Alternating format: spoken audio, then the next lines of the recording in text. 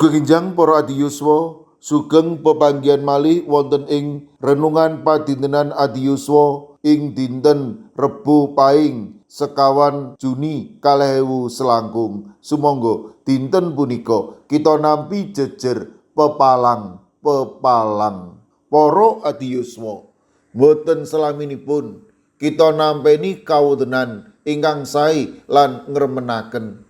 Nanging kawontenan ingkang menapa kemawon kita kedah tansah nindakaken paseksi lan peladosan.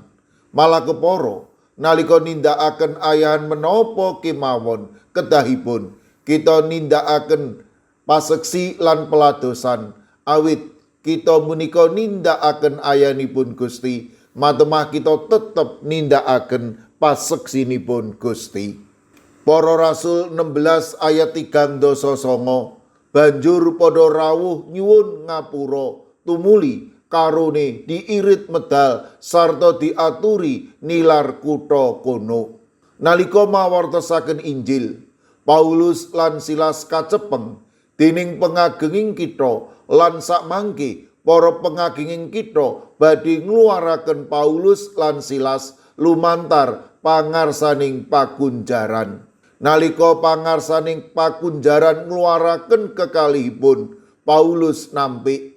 Paulus nyuwun amrih pengagenging kitha ingkang rawuh lan ngluaraken awit kekalihipun punika tiyang Romawi lan kinunjara boten mawi dipun adili. Mireng panyuwunipun Paulus punika, para pengagenging kitha sami ajrih lan sami rawuh ngluaraken Paulus lan Silas sarta nyuwun pangapunten. Para pengageng punika ngersakaken amrih kekalihipun enggal nilaraken kitha.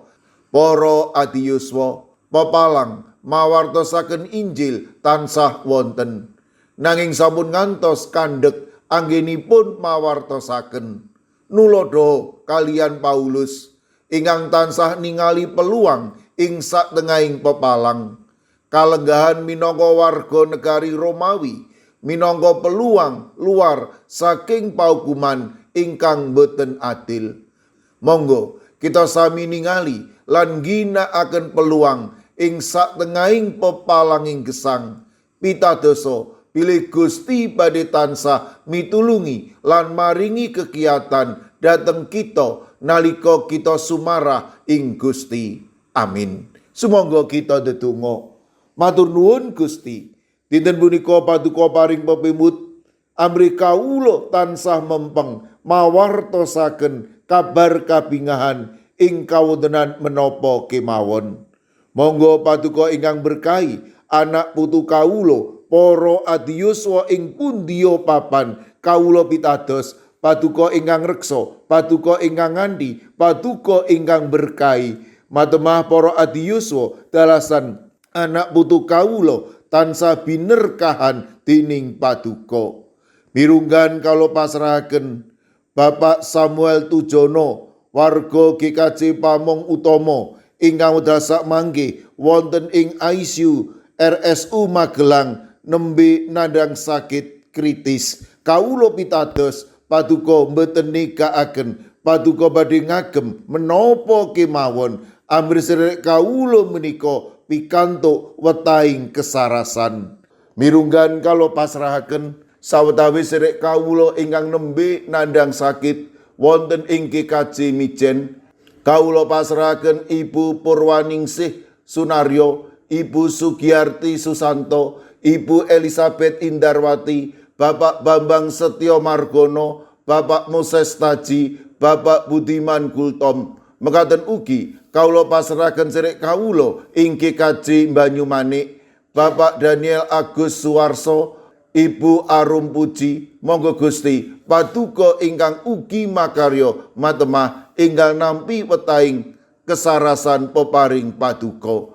Mirunggan kalo pasrahaken Bapak Pendeta Timotius Setianto GKJ Krapyak, kalo pasrahaken Ibu Rini Karaing, tiang sepuhipun Ibu Sinta wilayah setunggal GKJ Magelang ingkang wedal sakmangke nembe nandhang sakit. Kawula pasrahaken Bapak Sugianto, Bapak Budi Sutomo, Ibu Sucipto, Ibu Tulat, Bapak Amung Pracoyo, Ibu Lis Martono inggih kaji Magelang. Kawula ugi masrahaken Bapak Minto Taruno wonten ing GKJ Pugeran. Kawula pasrahaken Bapak Samuel Tujono, Ibu Sri Windardi, Bapak Mardiono, Bapak Agus Budi Pranowo, Bapak Margono, Ibu Marsudi wonten ing GKJ Pamong Utomo Kalinegoro. Kawula pasrahaken sedherek kawula ing GKJ Immanuel Sulu, Ibu Helmi Suprapto, Ibu Tugiani Sunarto lan Ibu Tati. Mekaten ugi kawula pasrahaken Ibu Tati ing GKJ Ngablak, Ibu Yuli Luther Harifa.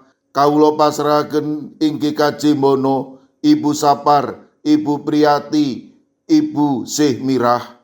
Kawula pasrahaken Ibu Wiryo Sumarto lan Pendeta Ibnu Prabowo ing GKJ Telpok.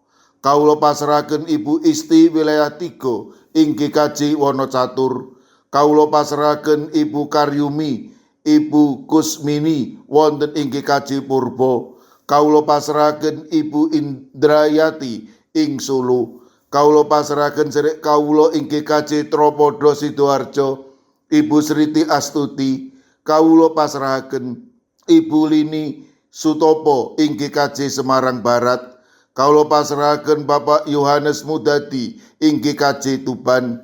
Ing GKJ Trangkil kawula pasrahaken Ibu Nani Cahyono, Bapak Karyo, Bapak Ibu Toyo lan Ibu Ngatini.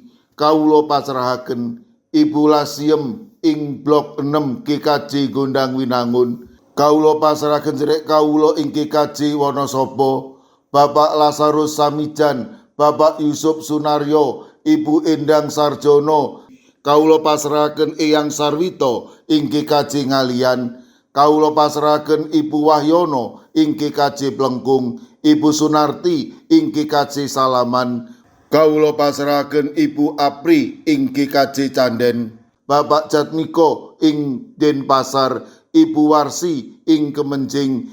Kawula pasrahaken sedherek kawula ing GKJ Ungaran, Ibu Sugito, Bapak Sembiring, Ibu Suresno, Ibu Munarti, Bapak Ibu Tugiman. Kawula pasrahaken sedherek kawula ing GKJ Sragen, Bapak Warsito Riyadi, Ibu Sumiati, Bapak Suyanto. Kawula pasrahaken Bapak Chandra Deni Saputro. Kawula pasrahaken ing GKJ Watu Sigar, Ibu Warsini, dalasan putranipun Yohanes Haryadi. Kawula pasrahaken sedherek kawula ing Tanon, Bapak Suhadi. Mekaten ugi kawula pasrahaken sinten kemawon ingkang wedhasak mangke nembe nandhang sakit, kawula pitados menawi paduka badhe ngreksa lan paring pitulung. Matemas sedherek kawula menika pikantuk kesarasan ingkang wetah. Kawula pasrahaken pasambat pandonga kawula wonten ing asma paduka Gusti kawula Yesus Kristus. Amin. Sumangga para adiyuswa kita tutup pepanggihan kita renungan padintenan adiyuswa sinarengan ngrepekaken kidung. Sumangga.